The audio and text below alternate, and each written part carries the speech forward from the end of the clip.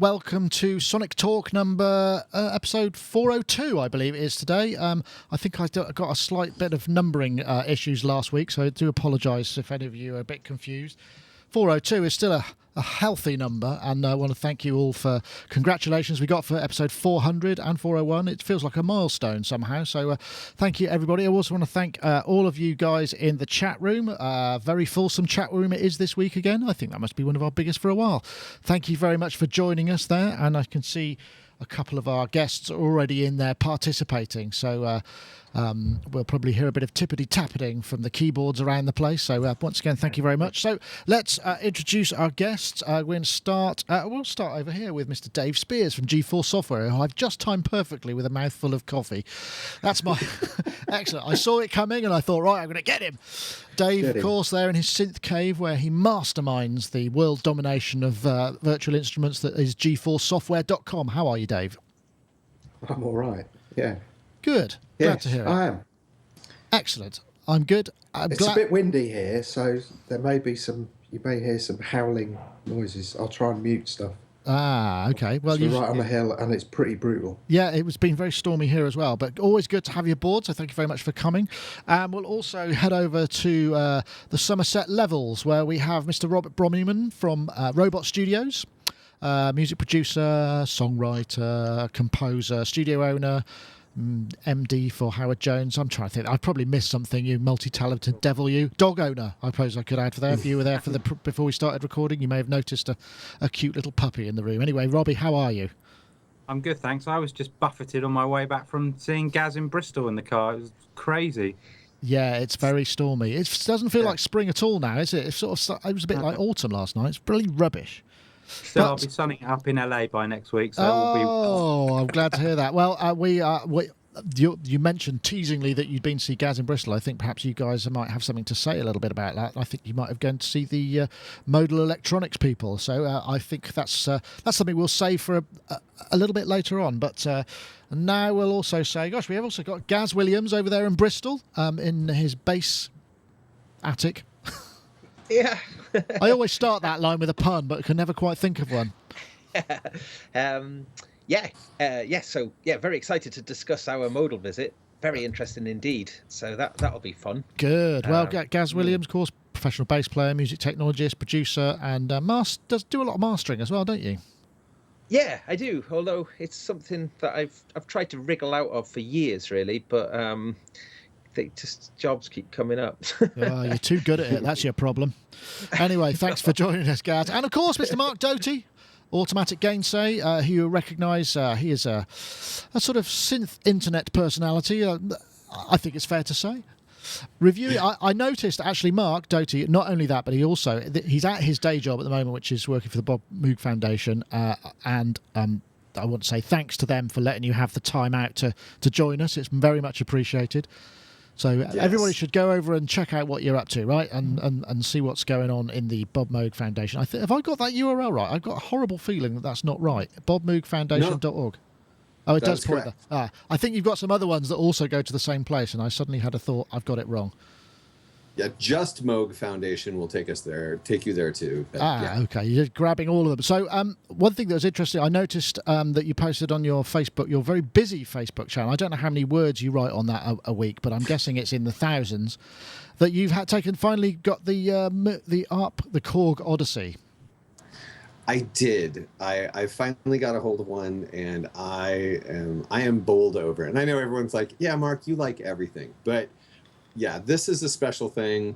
I've really had kind of an analog revelation, which I thought I was probably done with after having done what I've done, but no, I am very excited about this synthesizer. Well, I'm glad to hear that. That sounds good. And I'm guessing there'll be a video coming along sometime in the not too distant future, right? A slew. A slew. How very synthetic of you to say a slew. Is that a kind of a slew as in... Has it got slew? It's got sample and hold slew, hasn't it, on it, the ARP Odyssey? It does. Yeah, it does. Perfect choice of words, then, I would say. So, I did a pun. Sorry. Who was that? I missed it. It was me. I did a pun. I'm sorry, I missed that. Anyway, I want to say thank you very much, everybody, for joining us. It's been great to have you aboard. That sounds like I'm actually wrapping the show up, but we're only just getting started. And what am I thinking? I forgot to do one more thing. I'm just going to switch on the live stream on the front page of Sonic, which if you do visit Sonic, I know there was a couple of people in the comments saying, where does the live stream come? And I realised there used to be a thin ad that was on every Wednesday, and I think I switched it off during Music Messer because obviously we weren't streaming live, and I was using that to promote the live blogs. So it's back on now, so hopefully that will be sorted out. But let's take a look at what we got here. There's been some interesting news this week. Perhaps the first one, we'll start with a little video. This one's for you, Dave, because I think you might recognise this fellow. That's the Elka Synthex. That's an original Elka Synthex. I didn't realise this is from the event that was at Music Messer, and that is the legendary Paul Whiffen. What's a good cowboy nickname for Paul Whiffen? Because he's obviously looking very cowboy-like. He's got that sort of Snake Plissken kind of look to him there, but he's demonstrating the Synthex. I think in some way he's involved in this.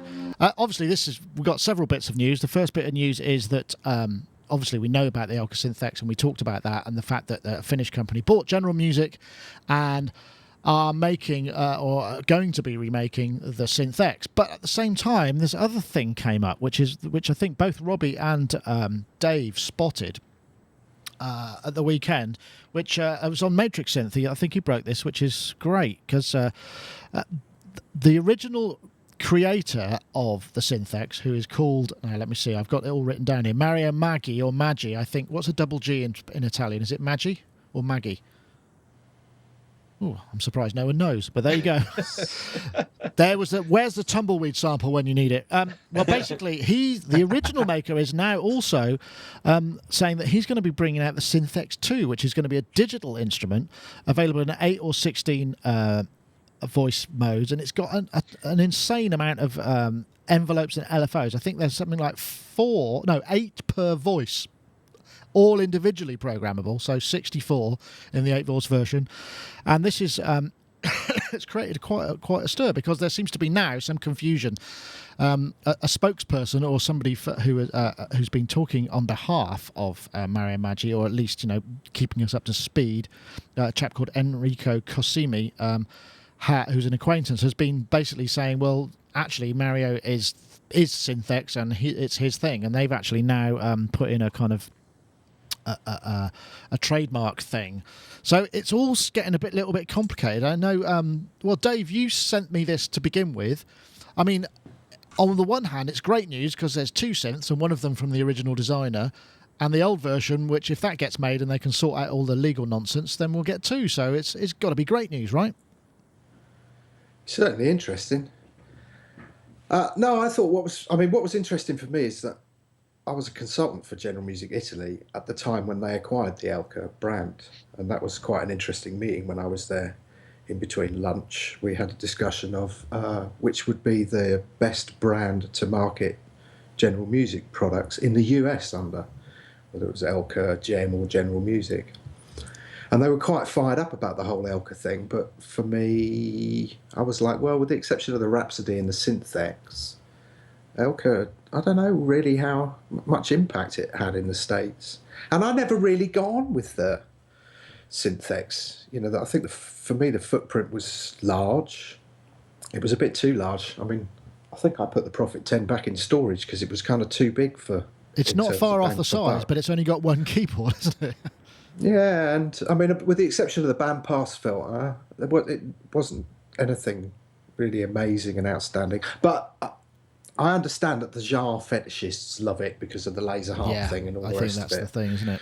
I think I'm probably slightly biased because the Stevie Wonder album that it was all over, which was Characters, was probably the worst produced album I think he ever made. So I kind of approached this from a kind of slightly cynical angle, although it was great to see a lot of the General Music stuff, Has that got I Just Called to Say I Love You on it by any chance? No, it's the Skeletons in Your Closet. I'll tell you, the best one is Free, actually. Free is an amazing track. It was all recorded in London. But production-wise, it was, that classic digital age, which is why I'm amazed that this was used on it.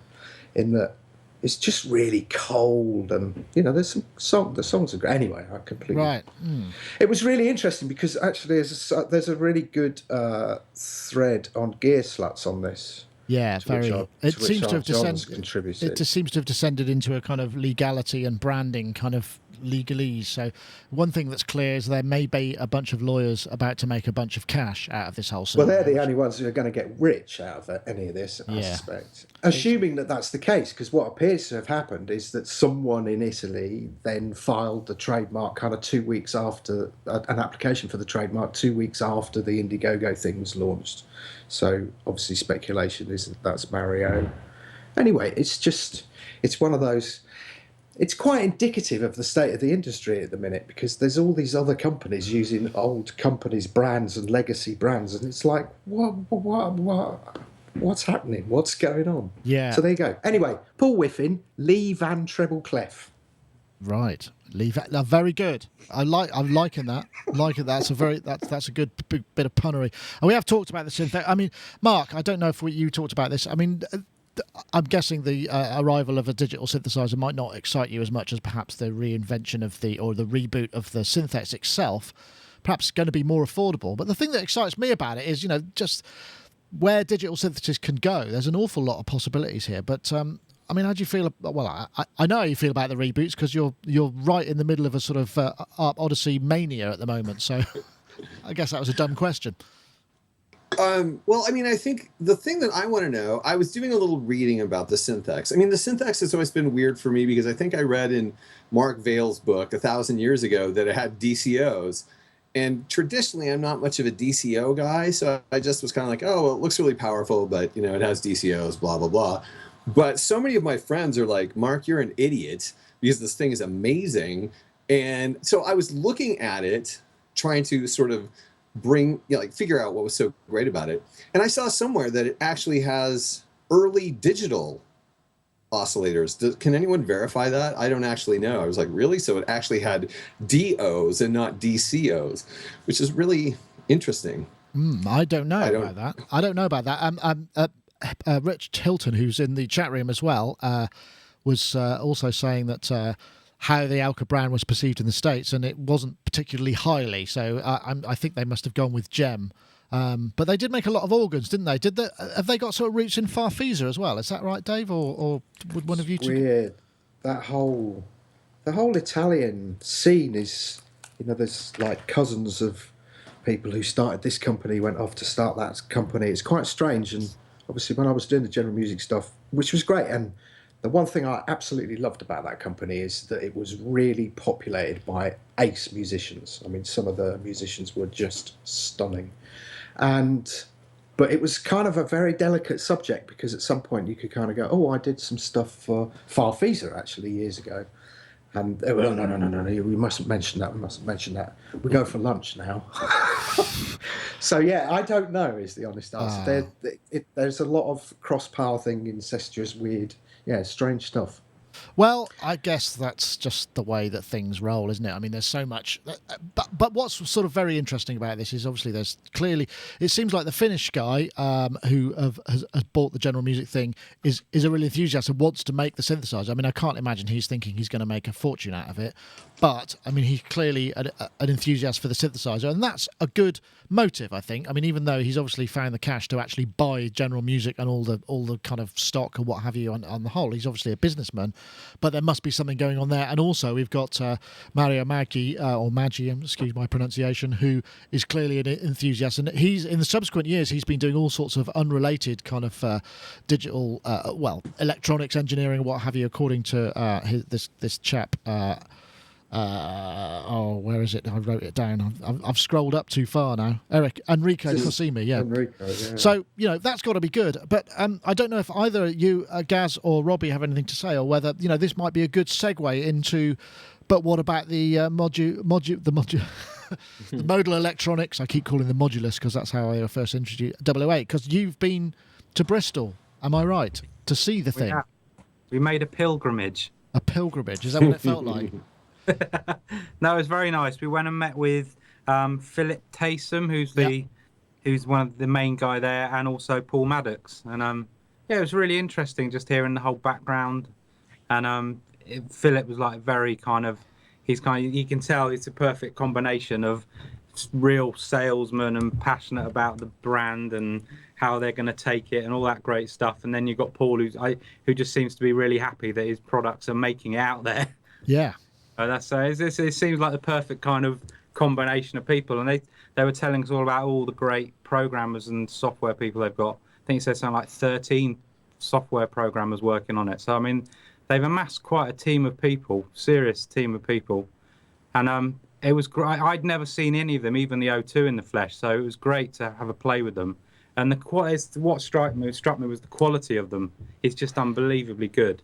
The encoders and the quality of that display. It felt to me like playing with the big OP1 in the sense of it made me want to kind of really explore them, because it kind of had that really nice kind of hands-on, I like this item, I want this item kind of thing. Yeah, it's a very desirable thing. The the 08, the 08, he played both of us some sounded immense.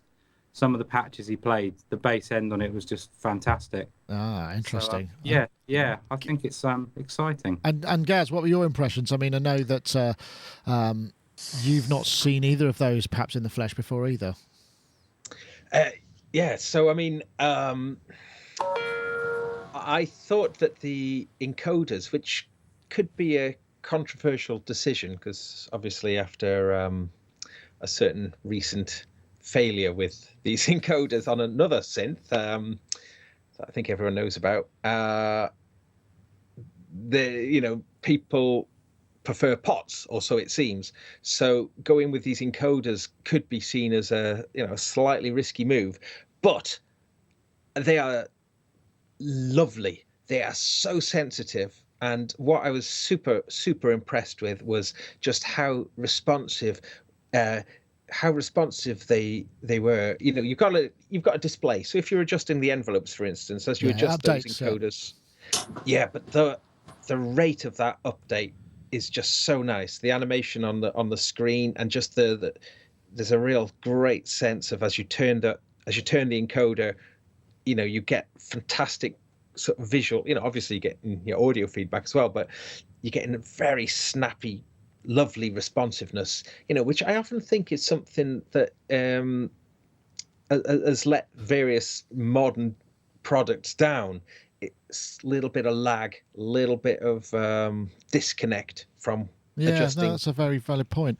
But I was super impressed with that. It's interesting, isn't it? Because also that the screen on the all of the Modal electronic stuff is also replicated in HTML5. So because they're network enabled, you can then kind of add a larger screen and more touch and more, which is an interesting way of looking at it, particularly for an analog synthesizer.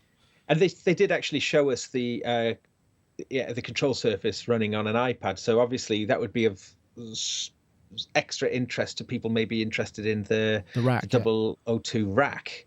And it's got that same kind of the same font and the same kind of graphical appearance as that you get on the display as well. So there's a really nice, visual identity that they've got with it, and very clean and crisp and very precise. Well, that's looking. interesting. Did you place your orders? Well, not yet, no, because it's a little way off. But watch this space. Who knows? But what I thought was interesting was the fact that they said they spent all this time creating this kind of infrastructure and operating system that they can roll out to various different products now. So when you see the products together and they kind of take you through the kind of differences about them, it's almost like the 002 and the 008 are sort of like the yin and the yang. It's kind of like you've got the big fat analog, and then you've got the kind of digital kind of hybrid, and the two kind of would go well together. They all seem like a really cohesive kind of range of instruments. And what was cool is I said to them, I really like the 008 particularly because it doesn't have wooden end cheeks. And he said to me, it's not wood end cheeks anyway, it's made of leather. Yeah. And it's like solid leather end cheeks. So he said that the made from actual cheeks. It up is literally a proper boot polish. To kind of buff out any marks. Oh, that's brilliant. I like the idea of that. So you're polishing your synthesizer. There's got to be there's a euphemism there somewhere, isn't there? Yeah. Definitely. Oh, well, something else. Just before we change subject, it's all absolutely made in Bristol as well. I mean, I think the furthest away something was made is like 35 miles away, but they were saying about where each of the parts were being manufactured. And, I live in Bristol, so it was a real thrill to see such a great, these great new products being built, literally on my doorstep. And no, not literally on my doorstep. That's the wrong use of the word literally, isn't it? But very close by. Yeah. Nearly. But what I was going to say, it did bring this subject up about, is the 008 the first ever British 8-voice analog polysynth? I don't know. We'll have to go to our historians. I think I think I'll go to Dave first, just purely because he's actually British, and then we'll see whether or not you can out-synth each other. Do you know, I'm stumped. A proper British 8-voice. I can think of a 6. Can the you? Cheetah MS6. Oh, of course. Yeah. Well done. I had one of those. No. And if I had two anyone of them. from that synthesizer centre is out there that went, but I sent it for repair and it never came back, and they went bust, and I never got it back. Anyway, I once went to the synthesizer centre to pick something up, and this guy came out to me and said, "Hey, do you work with Howard Jones?" And I went, "Yeah." He goes, "Oh, I've got a Moog Prodigy here. It's been here for 7 years." He said, "It's one of Howard's. Do you want to take it for him?"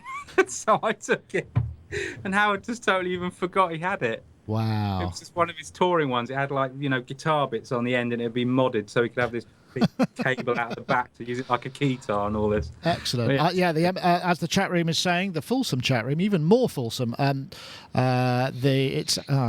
went past. I have an MS6. MS6 sounded great, said Cresshead. Yes, it did, but it was an absolute nightmare to program because it had a 3-character display and it used hex. Which we just don't. We're not interested in hex programming. I don't know. You might be, Mark, but I'm certainly not. So, can you trump the MS6, or is that our only candidate? I cannot. What? I'm not even familiar with that. So that's never. There's such a weird sort of semi-disconnect between the American synthesizer culture and some of the things that happened in Europe. There is some crossover, but a lot of it is just lost. I'm completely unfamiliar with the Cheetah. I have no knowledge of it. Well, it's worth checking out. It had Curtis filters, I think, didn't it? But you program it in hex? Isn't that kind of like a punishment? There were parameters that some of them were center, so you had plus and minus hex values, and then some of them had plus and minus decimal value. It was just absolute, and also because it was a 6-voice, you could program it all in individual. You could program it multi-timbrally if you really felt up to it. So you could have 6 separate synthesizers, or you could. But it was just hell on earth. It's like the 6-track. It was like the 6-track, although it was reasonably akin to the Oberheim, wasn't it? Chris here actually programmed. Do you remember the little MS800, which was a wavetable synth, and he programmed the presets into that. But get this. When you were programming it, you couldn't audition what you were programming. Sweet. You would have to save it, press another button, and then you could hear it. And then you'd have to go in and go, no, that was rubbish. The only British polysynthy I can think of is the polysynthy. And that's what they said at Modal. That's what they said. It was the only thing they could think of. Well, I think polysynth. How many voices was the polysynthy though? I don't know. It was all voices, wasn't it? All voices. It was. I'm pretty sure it was divide down, so it was everything played. Well, there we go. That funny multicolored thing. With the weird keyboard action that was disgusting. Oh, I always saw that thing, and I thought it looked really cool because I love things that have got all loads of primary colours on them. You must be a fan of the Skoog. Anyway, that's another topic. So let's now have a word from our sponsors. So you can all take a moment to grab a glass of water. Of course, iZotope have been with us for a long time, and this week we're talking about Ozone 6.1, recent update to the fantastic mastering suite of programs. You could take a good sounding mix into professional sounding master with Ozone. It's a critically acclaimed mastering software. Has all the tools you need. Ozone 6 both guides and inspires your creativity at every step. I didn't say that. That's what I'm reading off the paper. But key features: get essential mastering tool, equalizer, dynamics, maximizer, exciter, imager, post equalizer, dither, and dynamics advanced EQ. Only gosh, I've run out of video. You can make smarter mix decisions with robust real-time visual feedback. There's basically tons of stuff you can do. You could use it as a real-time plugin on channels, or great for mastering, or great for just mangling sounds. Free update for Ozone 6.1 for those who are on 6, featuring adaptive release, module presets, and more. If you want to try it out, as with all of the iZotope stuff, iZotope.com/Ozone, I guess it would be, and there's a 10-day demo for all of this stuff. So do try it. And also, if you have been a follower of the show for any more than 1 week, you will know that iZotope regularly promote competition on the site, and we've got another one this week. The winner for last week, we asked you to tweet out, what was it? Let me see. It was Epic Library, the hashtag Epic Library, and Iris2. And we have a winner. And this is a chap called Matthew Westmeyer. His Twitter handle is Automatica with a K. And he said, congratulations on 401 episodes. So, yes, you can actually add additional comments into your 140 characters. So, but we do have another competition this week. You can win your very own copy of Ozone 6.1. You tweet the hashtag ProMastering, one word, and hashtag Ozone 6 to the handles at Sonic State and at iZotope Inc. That's all you need to enter the competition.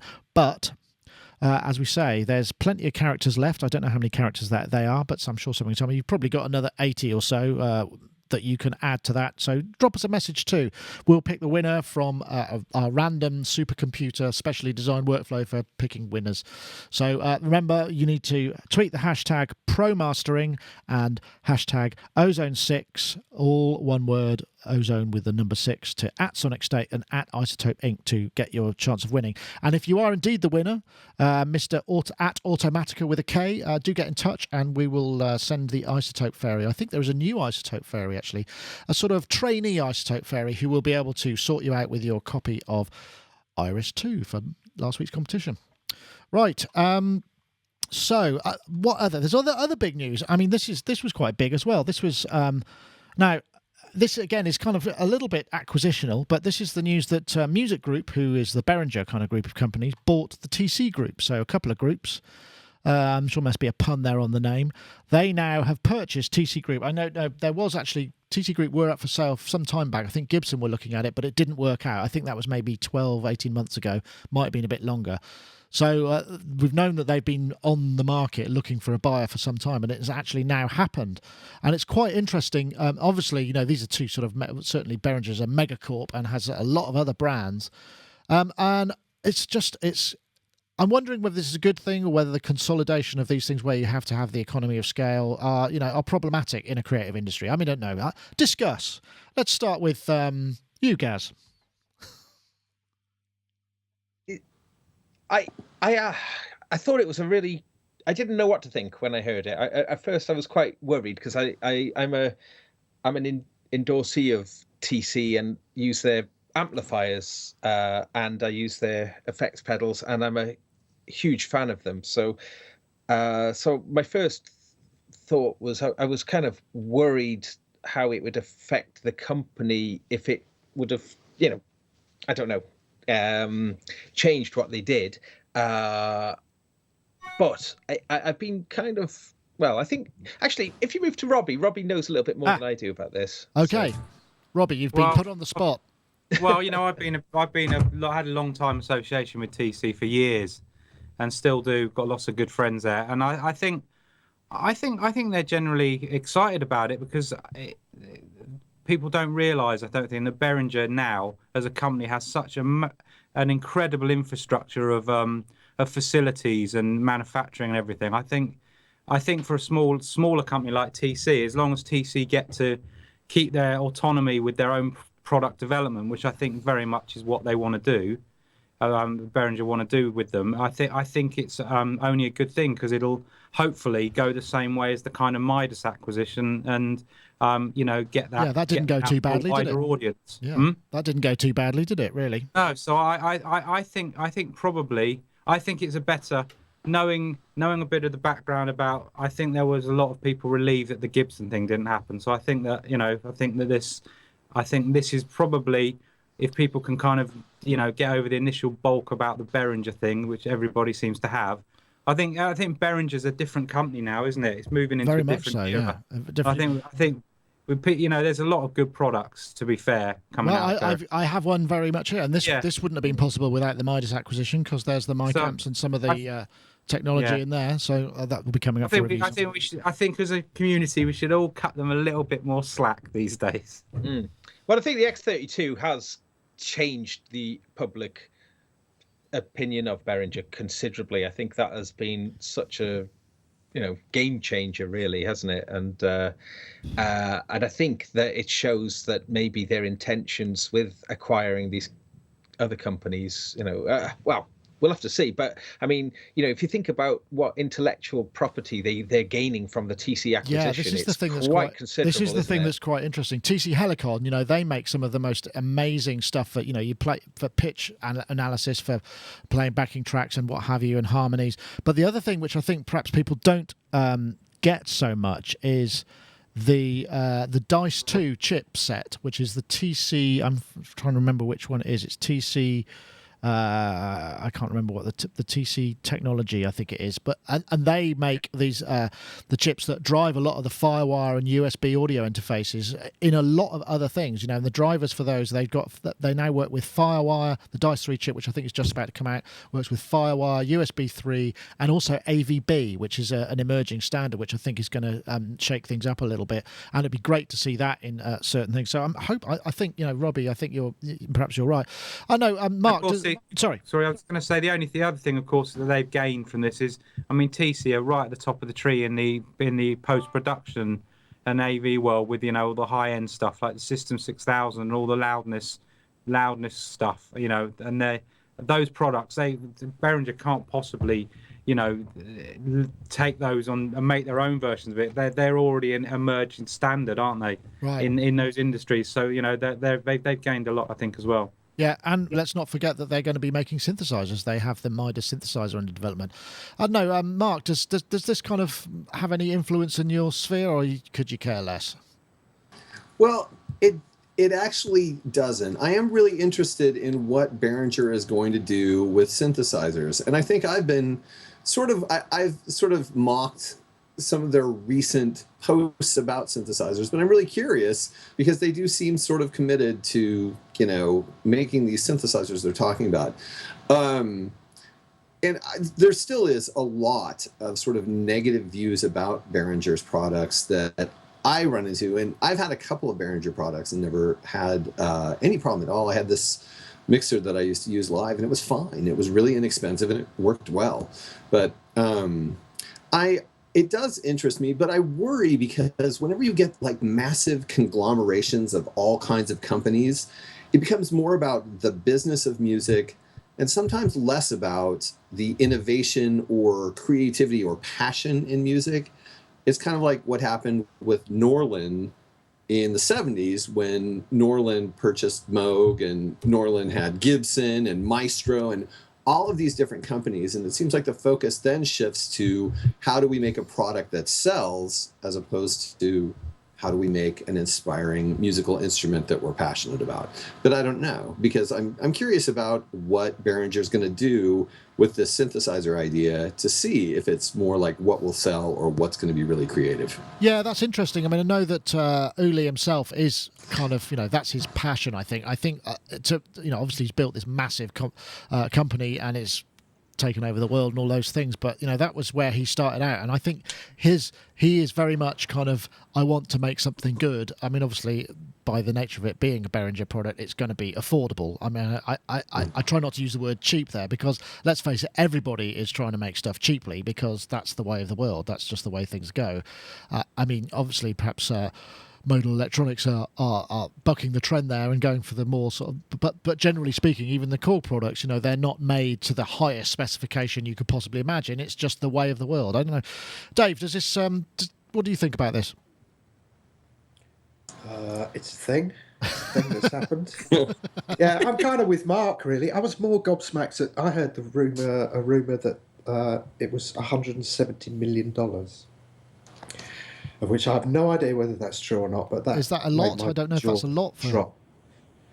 Well, when you can, I know we're comparing completely different things here, but I kind of was equating it to the Don Buchler situation that's going on, what he sold his company for, and I was like, was it only that? It was something like $400,000, and I was like, what?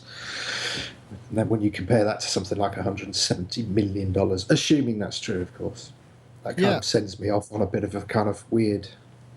Yes. Anyway, I suppose so. I mean, I guess the thing is obviously with a group, when you're buying a group like that, you've got the stock, you've got the intellectual property, you've got all of the kind of products ongoing and going. The warehouse is full of whatever it is that they got warehouses full of that they haven't shifted yet. Products in the pipeline. I mean, I suppose that's. I don't know. Yeah, like Robbie says, they got the top of the tree audio post-production stuff as well. So there's a lot of stuff they're buying into. Well, it's interesting, but yeah, I suppose it's big news. I mean, it's bound to have ramifications. I mean, it's not uncommon. Yamaha have been doing it. They've done it with Steinberg, and they've kind of pretty much left them to blossom really quite effectively. And that's a software thing, and it really has kind of worked for them. So hopefully, and I don't know what's happened with Midas. I mean, I haven't heard sort of awful rumours about people being kicked out or any of that sort of thing. So hopefully, they're valuing those engineers and kind of bringing them in and going, well, now, because of the scale, those things you couldn't make perhaps before, we can buy 10,000 of those much cheaper, so you can use that component in there that perhaps means that you can make that product that you've always had as a pie in the sky dream. That's what you would hope anyway. That would be great. So maybe we will see more innovation. That's the sort of, I suppose that's the optimistic way of looking at it, at least. Whether that's the case is another matter. Okay, right. Well, we've got one more. This is another big piece of news. Obviously, this came out. Now, this is a video by Abel Mendoza Productions, just a bunch of pads from Omnisphere 2. It's very uninteractive, but it does sound. I mean, some of the sounds are, as you'd hope to expect. That sounds lovely, actually. So this is just flipped. But obviously, last week, I think it was. When was it? Was it last Thursday, Gaz, or last Friday? Because you were here, weren't you? Was it Thursday? 30th, I think. Thursday, was it? Yeah. Yeah, and while you were here, it happened. And then almost instantly, I think that, they got a bit overloaded, basically. And to be fair, I think there's been a lot of rumours flying around about how the whole thing got shut down and it wasn't working for days. But actually, they've stepped in very, very quickly and just contacted everybody by email and said, right, do it this way. So I think the shop was down. In fact, I got an email from Diego Stocco, who's quite heavily involved in some of the sound design for that. And he said the tech shop is back online now, so you can get it now. And it was for the 3 days before that, the upgrades were handled manually, so there was only a momentary stop on April 30th itself, which didn't affect the whole user base anyway, just the people trying to upgrade via the tech shop.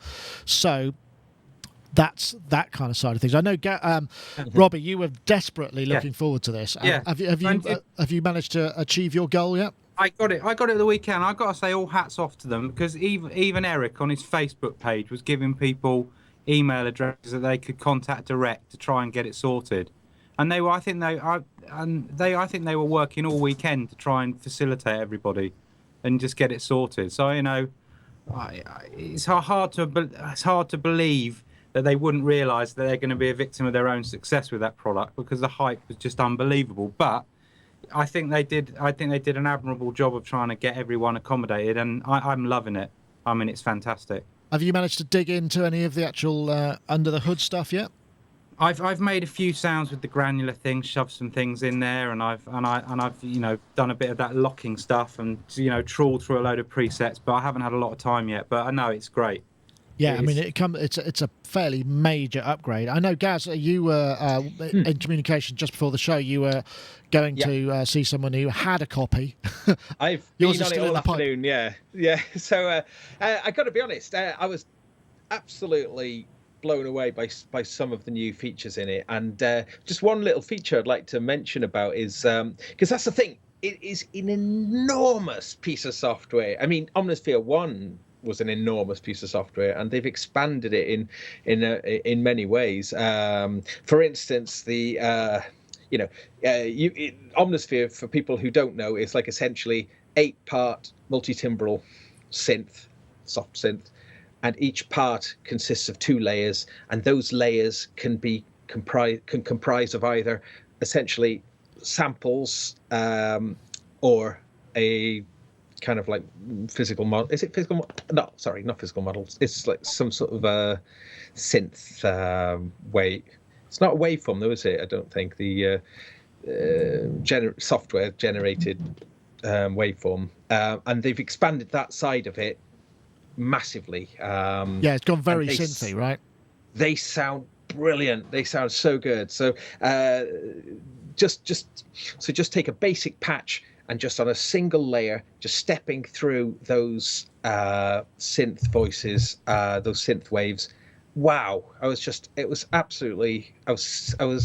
blown away by just how good they sounded. So just in its raw form, it sounded amazing. And the other thing, which again, it's so easy to overlook stuff because there's such a lot in there, is there's a new effect called Inner Space. And it's some kind of convolution device which lets you feed your sound through. I'm not quite sure how they do it, but the default is like a dropped coin, so it'll kind of. So it's got a cadence to it, right? Yeah, and they've got an enormous selection of these sounds, and there's like within that effect, there's an A and there's a B, and then there's like a kind of sort of crossfade between the two, and you can modulate everything. And so we were just doing things. We were just taking very, very simple synth patches and just putting them through this inner space, and then just modulating the crossfade, and the sounds were just immense. It's like, wow. But it did get me thinking. It's like, wow, this is almost as too big. It is almost too big, and it's not a criticism. It's just like, wow. I mean, it's amazing. We were a bit disappointed to discover that the much touted sample import element is just per layer. It's just a sample. Right. So there's no key mapping or that sort of stuff. No, you sort of can do that in the multi. If you did it over a multi-timbral sense, you could like load in lots of samples across the different parts. But each sample, if you use the Omnisphere library ones, like for instance, it might be a choir or a orchestral strings or whatever. The Spectrasonics ones can be made up of. Okay. Maybe it's just a file format thing, and it's a question of getting some of those. Oh, I wonder if, so I had a little look at the file structure, and there's like, when you import your own sound into it, it creates a file called a .db file. So it has to presumably convert your WAV file into this .db file, and I did wonder whether whether third-party software could somehow create a DB file which is made of multi-sample. But they do specify though on the website that the reason that it's only single samples is that Omnisphere isn't a sampler, and I guess it would open up a can of worms, wouldn't it? Yeah, if it had even more complexity. Yeah, you need it. So, yeah, and really, there's such a lot you can do. So, my good friend Simon Preston, who's a terrific percussionist. Yes, I remember him. Oh, cool. Yeah, so that's where I was today. In fact, I played a gig with him at the weekend, a really big gig in Cardiff, a big samba festival. He leads Samba Gales, which is Wales's biggest samba band. That's a noisy affair. God, blimey. But Simon's got a whole array of very interesting ethnic instruments. He's got lots of different thumb pianos, and he's very keen on sampling them. And we were taking some of Simon's samples of different, like they're kind of like kalimbas or mbiras or whatever, and putting them through bringing them into Omnisphere, putting them through the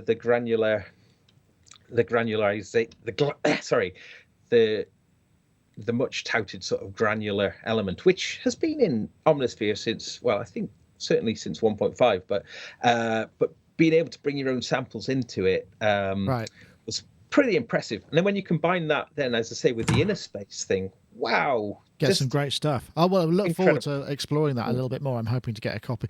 I know, Dave, I mean, you are aware of what it takes to make a kind of a product launch, an eagerly awaited or eagerly anticipated product launch on a specific date and time. I mean, I guess the difference is, well, I suppose VSM, there's a lot of sample data. There's a lot of stuff, bandwidth that has to be catered for. I mean, what sort of things do you actually have to look out for when you're doing that? I mean, it must take quite a lot of planning. Sorry, I was muted. An immense amount of planning. I mean, there's sort of three parts to it there's the instrument itself, which obviously is testing, fixing ad nauseum to try and get that up to speed. Then you've got, the website, the back end stuff. That's, it was interesting hearing, things went wrong with Spectrasonics because they are a top of the tree company. And you kind of, in a way, when I heard that they'd had an issue, I was like, wow, it happens to them too. Because that's really, you can try and factor in all of these things. And obviously everything is tested to the nth degree. You really try and put stuff through. But when a release occurs and all of a sudden the kind of bombardment happens, things do take a twist. What's really fascinating from our perspective, I've got loads of respect. In fact, it's weird.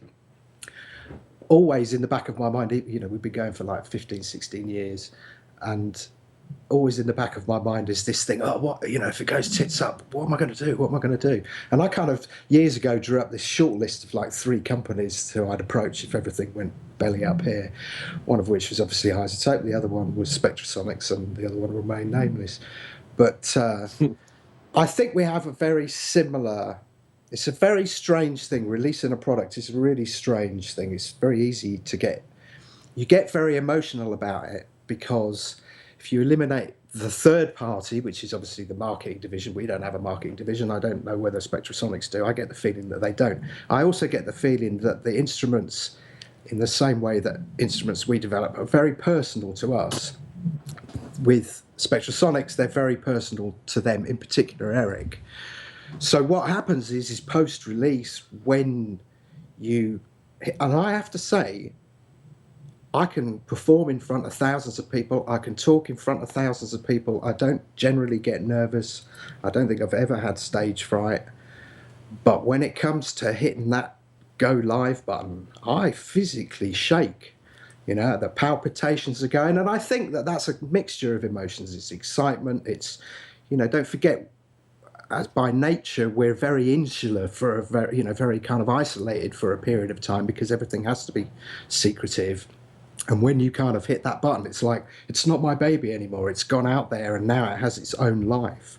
And it's really scary. And then you get into, right, we have to have the most really attentive team. You think that the work's over when something goes out, but that's really when another stage of work begins. Inevitably, you will get bugs. And that's another thing I love about Spectrasonics is we really do not subscribe to this shovelware attitude, just sling it out there to make some money. We really like to, some would say a bit too much, we like to have the products mature and tested over a lengthy period of time, because the last thing you want to do, particularly with an engineer who's worked hard and long and is probably exhausted and in desperate need of a break, is to put something out there and then have massive amount of problems and then have to do million bug fixes. But inevitably, you will have to do the odd bug fix, right. The nature of hosts, platforms, formats, everything.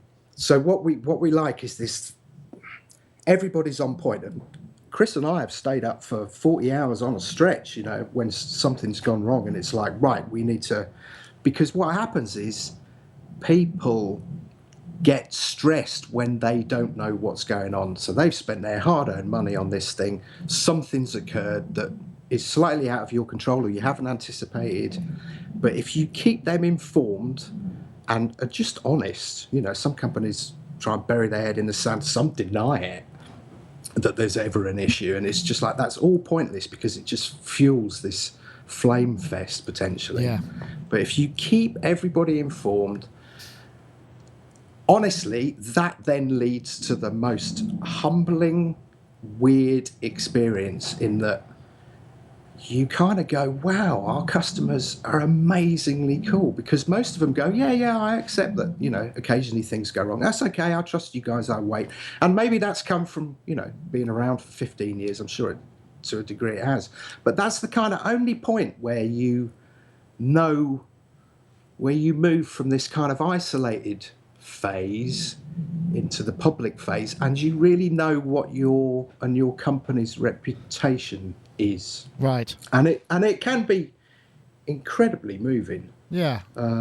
It's interesting. Very strange. You wouldn't necessarily think that. Of course, your filters from Imposca are some part of the of Omnisphere 2 as well. So I guess you've got a sort of little piece of emotional attachment to that as an instrument as well.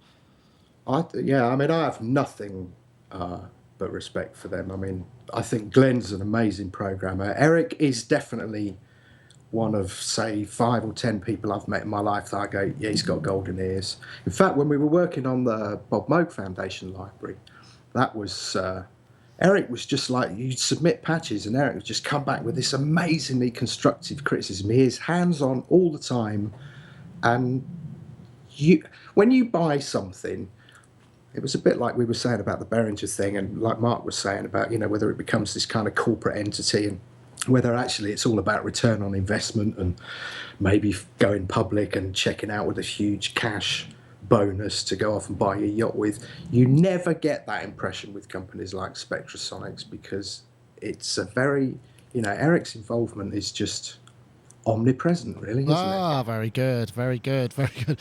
I know, Mark, do you think, that very rarely do you get an instrument like this, which is, to use the Omni, it is very omnipresent, isn't it? I mean, because you get the kind of preset, I think in the chat room it went past ages ago that now we're just going to see them all over Discovery Channel sort of patches, programs or what have you. But there's a lot more to it than this. I mean, do you think that there's... there obviously is merit in something like this in terms of a synthesis engine and what they're pushing and those things. I mean, you are kind of famously more hardware based, but presumably you must own one or two software items. Well, I mean, here's the thing about Spectrasonics and about Eric Persing. I don't know how many people know his actual history, but for me, he's kind of one of my idols, because he started off as a synthesizer demonstrator. That was his deal. And he is such a skilled synthesist, such a talented synthesist and musician, that he worked his way into the business. And the thing that's so great about Spectrasonics, I think, people are like, Mark, why are you even talking about software? But he brings that synthesis mindset to his work. And like Dave was saying, I mean, Spectrasonics is a company that will never be a company that's just like putting out product, because Eric has that passion in him. He's a synthesist, and he's always attempting to do something new that's musical and employs synthesis. And I'm so impressed with, everything I've ever seen him do. And this product, I saw him demonstrated at NAMM.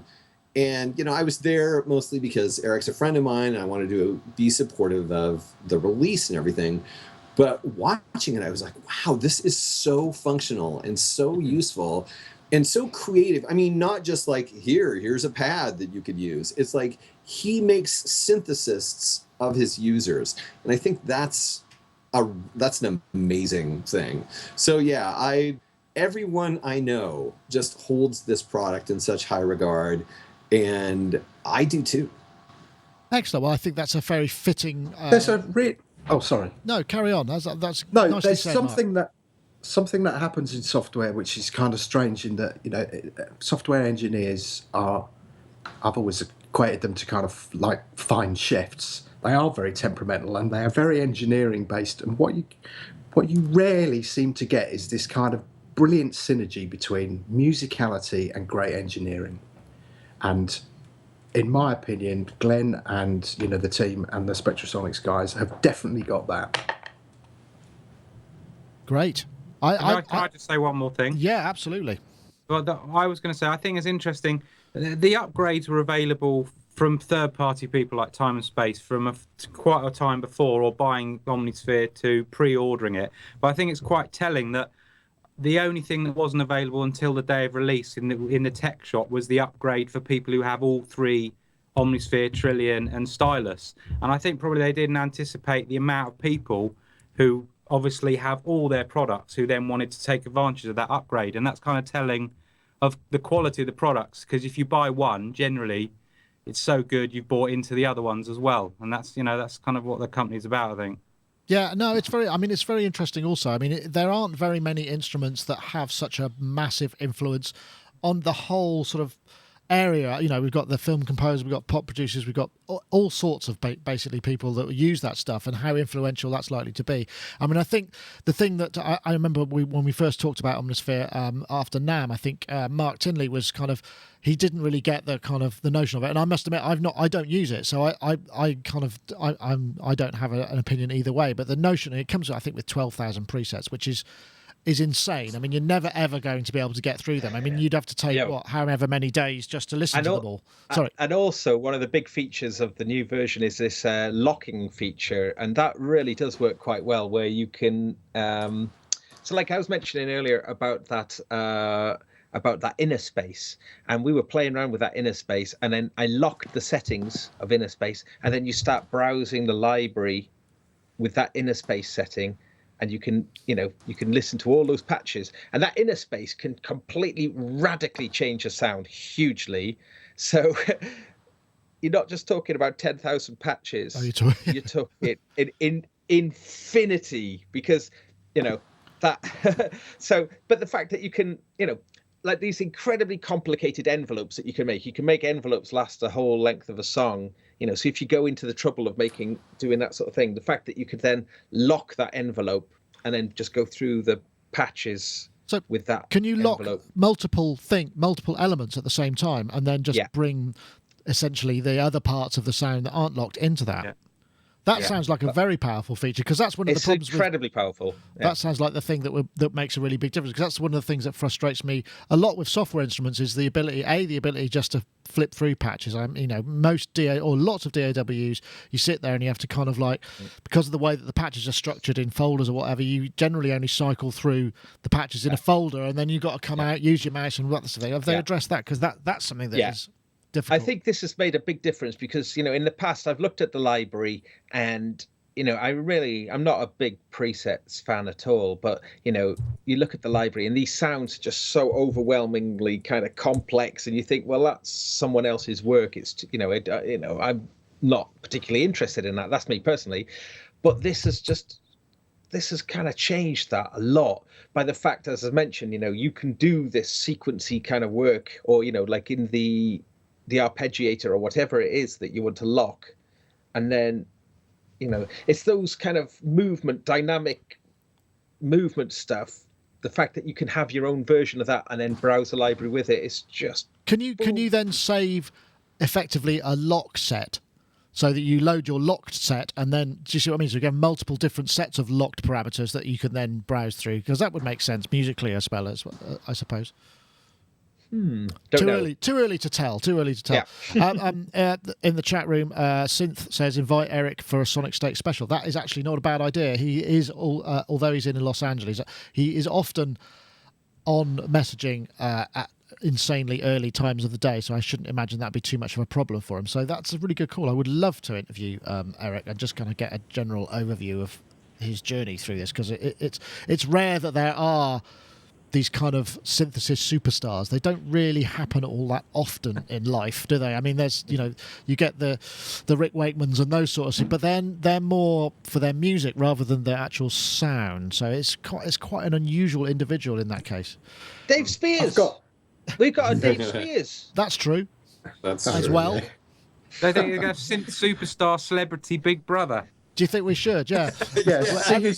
See who's voted out first. Put them all in a house with a load of synths and see what happens. Or with only a DX7. No, that cheater MS6. Cheater MS6 and an N-Sonic Mirage. Yeah. And nothing to program it but the front buttons. Now there's I've got a demo CD from do you remember the S750 and S770? They did an audio demo CD that was Eric playing a load of the presets and writing a load of tunes, and I've got that, and actually it's in my car, and sometimes I just kind of put it on because it sounds great. It's not like those D110 Flight of the Bumblebee and the Sugar Plum Fairy. Yes, I remember some of those MIDI. Oh, that was Armin Batier, wasn't it?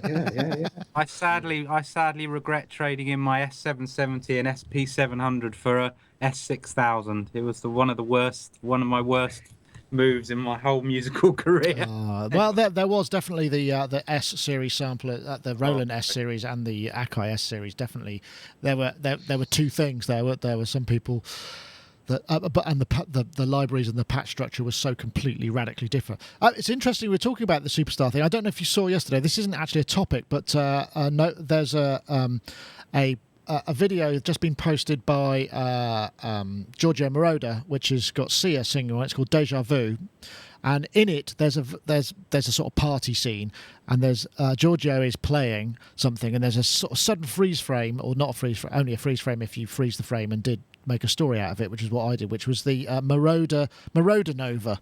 So we don't know what it is. And whether it's going to be a new synth or anything. But what that interestingly takes is, if you take the sporting analogy where you buy your kind of, I don't know, I can't think of any sporting... Michael Jordan trainers or whatever.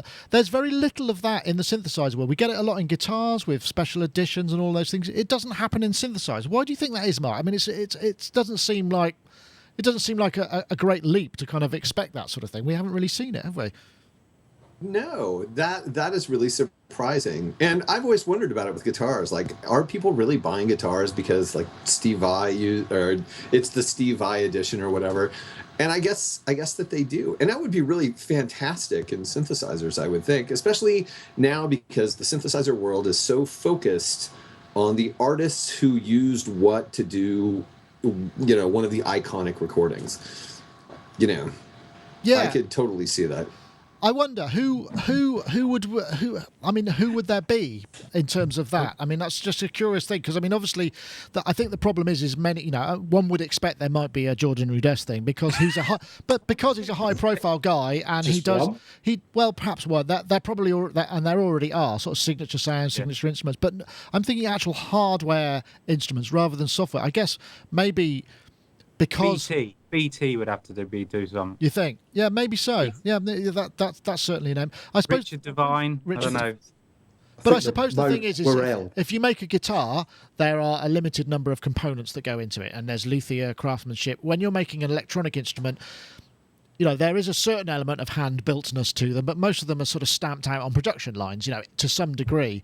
So creating a kind of skin or something different about it for that artist. I mean, I guess Moog do it to a degree with the tribute editions and what have you, but that's to the maker rather than the artist. But then it's harder to make enough of them, or maybe sell enough of something that would be linked to a specific artist. Maybe that's a problem. I don't know. What do you think, Gaz? Can you think of any candidates? There's a tricky question.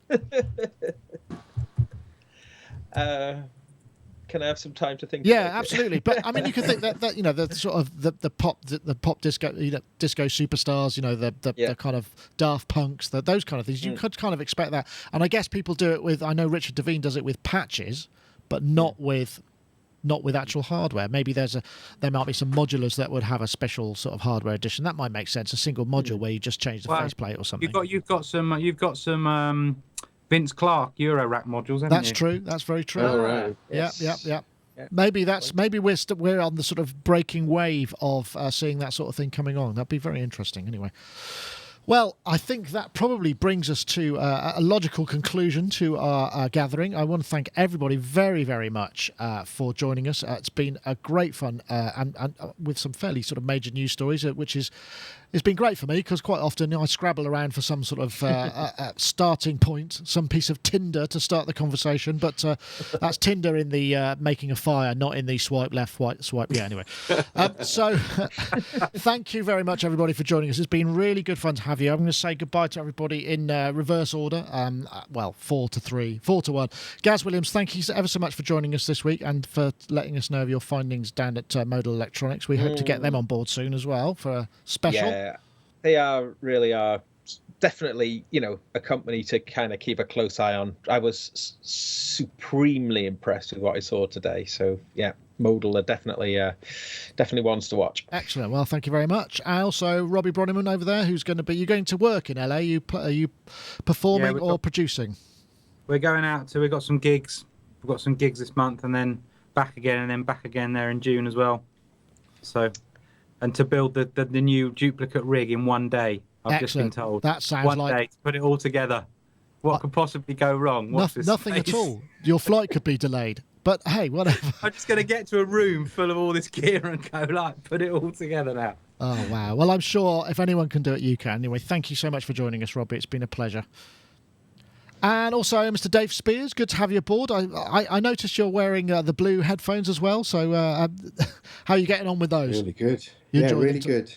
I did have one slightly alarming thing. These are in the passive mode. When I turn them to active mode, I think it might be my laptop. I was just getting this kind of mains hum. In fact, I lifted the earth on everything. It sent me off into this right tiz beforehand. I was like, I'll lift the earth on that adapter and try and sort it out. But then I kind of turned it off and it was like, maybe I haven't charged them up properly. I don't know. But they sound amazing. They certainly do. And we won't go on about it too much because we did spend quite a lot of time of it last week and everybody was similarly impressed. Anyway, thank you very much, Dave. And also Mr. Mark Doty from the Moog Foundation over there in sunny Asheville. How's the humidity?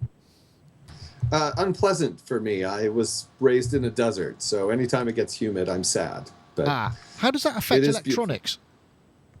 Well, I would think it would ruin all of them, but I have kind of a bias. But no, they all seem to be fine. They all handle it. I do use air conditioning though, so. Yeah, no, well, it makes sense. Anyway, thank you very much, Mark, for joining us. A pleasure to have you as well. Thank you. And that's it for this week. I want to say thank you to our sponsors. Don't forget, if you want to enter the competition, I'll just give it one final.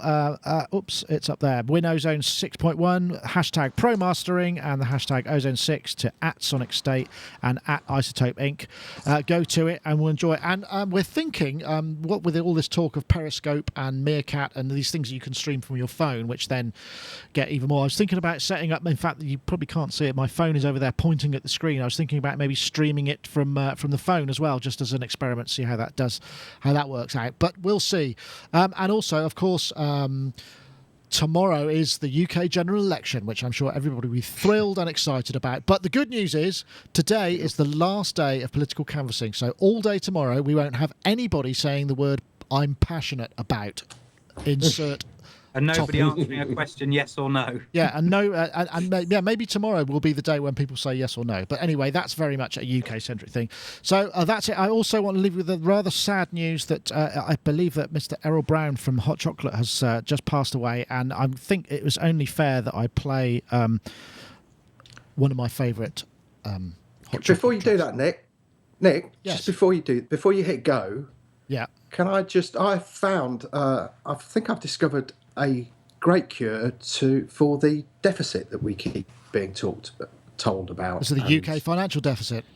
Yeah. After this election, we have a sponsored politician silence where we pay for them to say absolutely nothing for about 3 weeks. I reckon we'd raise enough money to solve the entire world's problems. I think you could be right there, and that's a great thought. Anyway, that's it for this week. Thank you very much for listening.